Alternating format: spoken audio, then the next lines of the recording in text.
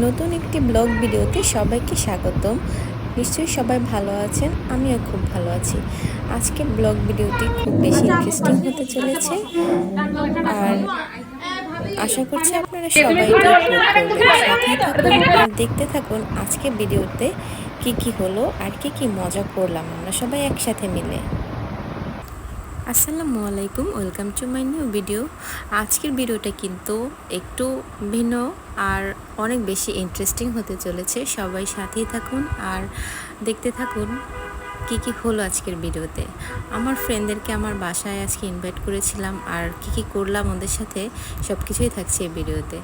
প্রথমেই আমি আমার বাসাটাকে একটু ডেকোরেশন করে নিলাম, সব কিছু ঠিক আছে কি না, কারণ এরপরে আমি কিচেনে চলে যাব আর আমি সময় পাবো না সব কিছু ঠিক করার। তাই আরেকবার চেক করে নিলাম যে সব কিছু ঠিক আছে কি না। আজকে কিন্তু আমি মোটামুটি একটা ভালোই অ্যারেঞ্জমেন্ট করতে যাচ্ছি, আর আমি মোটামুটি সব আমার একাই করতে হবে। প্রায় 35 জনের মতো মানুষের রান্না করতে হবে আজকে আমাকে একা। তো ভাবতেই পারছেন যে কি হবে আজকে আমার সাথে। তো আমি প্রথমে একটু খুব ভয়ে ছিলাম যে সব কিছু আমি ম্যানেজ করতে পারবো কি না, কিন্তু আল্লাহর রহমতে সব কিছু ভালোভাবেই শেষ করতে পেরেছি, এবং আমি ওদের আসার আগেই সব কিছু শেষ করে রেডি হয়ে বসেছিলাম। তো ওদের আজকে আমি কি খাওয়াইছি তার মধ্যে ছিল যে বিফ ছিল, আর বিফটাকে আমি প্রথমে কিভাবে রান্না করছি দেখে নিন। সব মশলা মানে বিফের পরিমাণটা একটু বেশি ছিল, তো তাই আমি সব মশলা মাখিয়ে বিফটাকে জাস্ট বসিয়ে দিয়েছি। আর এটা এক পাশে মানে চুলায় দিয়ে দিয়েছি। এটা বিফটা হতে তো একটু টাইম লাগে, আর ফাঁকে আমি অন্য আমার সব রেসিপিগুলো করে ফেলেছি। তো আমি কিন্তু মোটামুটি অনেকগুলো আইটেম করেছি, যার জন্য আমার অনেক বেশি টাইম লেগেছিল। কিন্তু কি আর করা, বান্ধবীদের জন্য কিন্তু সব কষ্টই করা যায়। ওরাও কিন্তু আমার বাসায় এসে অনেক বেশি মজা করেছে, অনেক খুশি হয়েছে। আর বিফটা আমি ভাবিনি যে এত তাড়াতাড়ি আসলে এভাবে সিদ্ধ হয়ে যাবে। যাই হোক, ভালোই হয়েছিল।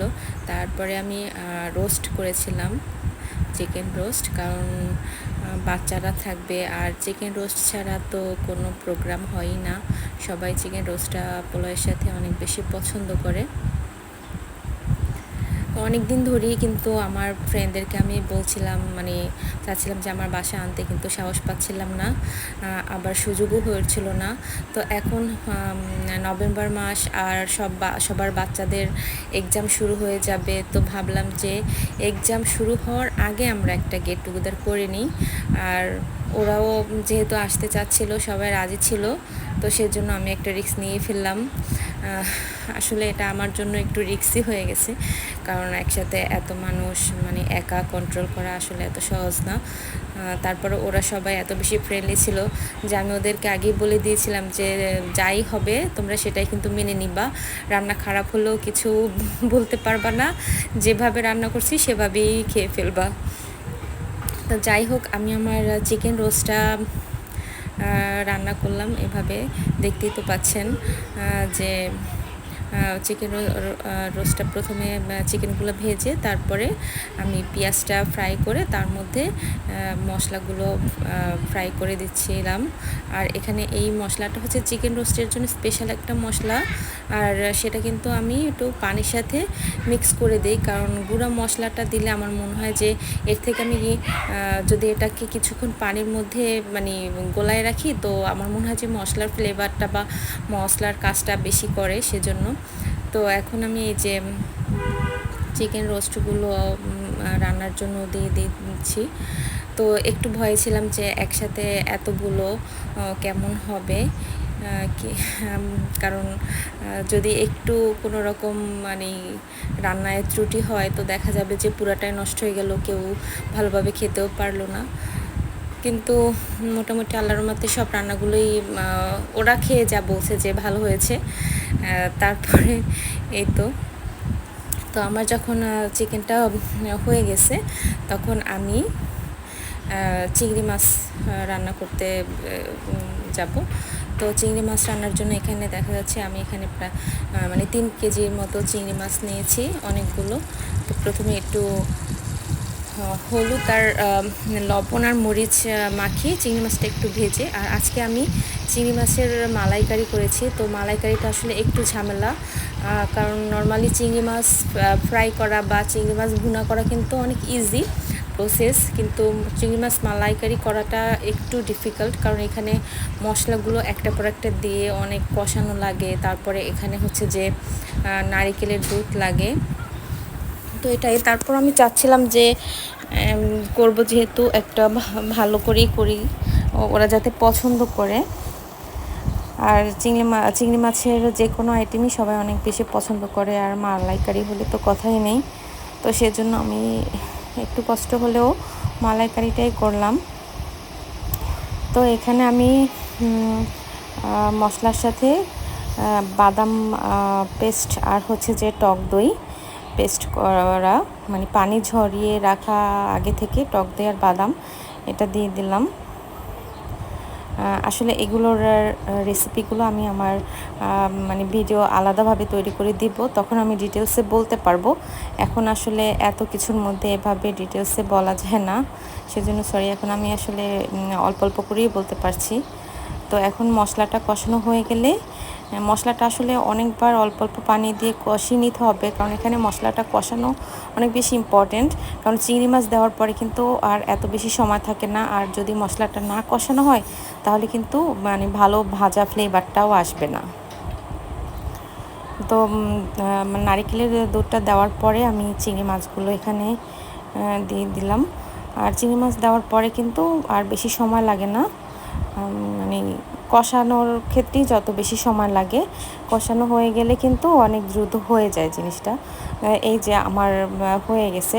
তো এখন আমি যখন এই মানে একদম শেষ পর্যায়ে আমি এখানে একটু মানে কাঁচামরিচ আর ফ্লেভারের জন্য আমি ঘি দিয়ে দিয়েছি, কারণ এখানে ঘি ফ্লেভারটা অনেক বেশি কাজ করে, অনেক মানে লাস্টে ঘি দিলে ফ্লেভারটা অনেক বেশি ভালো হয়। তারপরে আমার ডেজার্ট আইটেমে আমি চলে গেলাম। তো আমি ক্ষীর বানিয়েছিলাম ওদের জন্য। তো তার জন্য আমি এখানে লিকুইড দুধের সাথে পাউডার দুধও মিক্স করে দিয়েছি। আর এখানে আমি চিনি, তারপরে হচ্ছে যে চাল সব কিছু একসাথে, আর হচ্ছে সাবুদানা, বাদাম গুঁড়া ছিল, সব কিছু একসাথে মিক্স করে তারপরে আমি দুধের মধ্যে দিয়ে দিয়েছি। তো আসলে ক্ষীরটা বানানো অনেক ইজি, কিন্তু আমার কাছে অনেক ভালো লাগে। আমার মনে হয় যে ক্ষীর ছাড়া একটা মানে প্রোগ্রাম অসম্পূর্ণ থাকে, কারণ ডেজার্টের মধ্যে ক্ষীরটা কিন্তু সবাই অনেক বেশি পছন্দ করে, আমার নিজের অনেক বেশি পছন্দ। তো এখানে আমি বাদাম পেস্ট করা ইয়াটা দিলাম। আর এই তো আমার ক্ষীর হয়ে গেছে। এখন আমি সার্ভিং বলে ক্ষীরটা ঢেলেও রাখলাম যাতে সহজে সার্ভ করা যায়। তারপরে আমি ওদের জন্য কেক বানাতে নিলাম, কারণ আমার কেক ওরা সবাই অনেক বেশি পছন্দ করে। তারপর কি আর করা, একটু কষ্ট হলো, তারপরেও আমি ট্রাই করলাম। আর তাড়াহুড়ার মধ্যে আসলে কেক এত ভালোভাবে বানানো যায় না, কারণ কেক বানানোর জন্য এক্সট্রা টাইম নিয়ে অনেক মানে অনেক কেয়ারফুলভাবে বানাতে হয়। কিন্তু তারপরেও আমি আমার সময় কম থাকার পরেও আমি বানালাম, যে যেমনই হোক তারপরও হলো, ওদের পছন্দের একটা আইটেম হলো, বা ওরা আমার হাতের কেক খেতে পছন্দ করে, বাচ্চারা পছন্দ করবে, তাই কেকটা বানিয়ে ফেললাম। তা সেজন্য আমি আসলে কেকের ওইভাবে ফুল ভিডিও করতে পারিনি, স্টেপ বাই স্টেপ জাস্ট মানে কিছু ক্লিপ নিয়েছি, সেগুলোই অ্যাড করে দিলাম। তো আমার মিক্স করা হয়ে যাওয়ার পরে আমি এটাকে কিন্তু মানে ওভেনে বেক করে নিয়েছি। ওই ক্লিপগুলোও আমি নিতে পারিনি, আমি এত বেশি বিজি ছিলাম। তারপরে আসলে আমি এটা ডেকোরেশন করার টাইম ছিল না ক্রিম দিয়ে, তাই জাস্ট উপর দিয়ে আমি চকলেট গার্নিশ দিয়ে দিলাম, যাতে হচ্ছে যে একটু মানে ডেকোরেট লাগে, দেখতে সুন্দর লাগে তাই। আর চকলেট তো বাচ্চারা অনেক বেশি পছন্দ করে। ও আচ্ছা, আমি কিন্তু সবজির আইটেমও করেছিলাম দুইটা, একটা মিক্স সবজি আর একটা হচ্ছে যে লাউ, যে যদি কেউ সবজি খেতে চায় তো খাবে। তো আমার কিন্তু সব কিছু কমপ্লিট হয়ে গেছে, আমি আবার একটু চেক করে দেখলাম যে সব ঠিক আছে কি না। তারপরে আমি রেডি হয়ে ওদের জন্য ওয়েট করছিলাম যে ওরা কখন আসবে। ওরা আসার আগেই আমি সব কিছু রেডি করে বসেছিলাম। আর এই যে আমি আমার ফ্রিজের মধ্যে জুস থেকে শুরু করে কেক, পায়েস, সালাদ সব কিছু একদম রেডি করে তারপরে আমি ওদের জন্য ওয়েট করছিলাম। তো তারপরে ওরা আসলো, আসার পরে আমি টেবিলে যখন সার্ভ করলাম তখন কিন্তু আমি একটা ছবি বা ভিডিও নেওয়ারও টাইম পাই নাই, এত বিজি ছিলাম। তো খাওয়া দাওয়া শেষ করে সবাই এখন আমরা ডেজার্ট খাবো, কিন্তু তখন সবাই বলল যে না, আমরা বাসার মধ্যে বসে ডেজার্টগুলো খাবো না, আমরা ছাদে যাব, চলো তোমার ছাদে চলো, কারণ আমার ছাদে একটু গাছপালা আছে। আর গাছপালা ওরা সবাই অনেক বেশি পছন্দ করতেছিল, বাচ্চারা যে কি মজা করছিল, মানে ওরা অনেক বেশি এনজয় করছে। তো এই যে সবাই এখন ছাদে যাচ্ছে সব খাবার দাবার নিয়ে, যে সবাই এখন ছাদে বসে ডেজার্টগুলো খাবে। তো যে যার মতো অনেক বেশি এখানে ফটো সেশন করছে বাচ্চারা, তারপরে বড়রা সবাই অনেক ছবি তুললো, ভিডিও করলো। আর সবাই আমার গাছের দিকে নজর দিচ্ছিল যে আমাকে ওই কাঠগোলাপের ডাল দাও, আমাকে ওই গাছের ডাল দাও। তো আমি বলছিলাম যে না ভাই, আমাকে নিয়ে যাও, কিন্তু আমার গাছ দেওয়া যাবে না, কারণ গাছ আমার অনেক পছন্দের। ওদের সাথে আসলে দুষ্টুমি করছিলাম আমি, ওরা আমার সাথে দুষ্টুমি করছিল। তারপরে আমরা এখানে বসে কেক কেটে সবাই খেলাম, ফিরনি খেলাম। তারপরে এই তো বাচ্চারা অনেক বেশি মজা করলো। তারপরে কিন্তু চাও খেলাম, আর ওরা চা খাওয়ার পরে বললো যে এটা নাকি বেস্ট চা ছিল। এই যে দেখো, টোকেন অফ লাভ, ওরা একজন আমাকে ব্রেসলেট পরিয়ে দিচ্ছে, তো আমাকে আবার ওরা গিফটও দিয়েছে অনেকগুলা।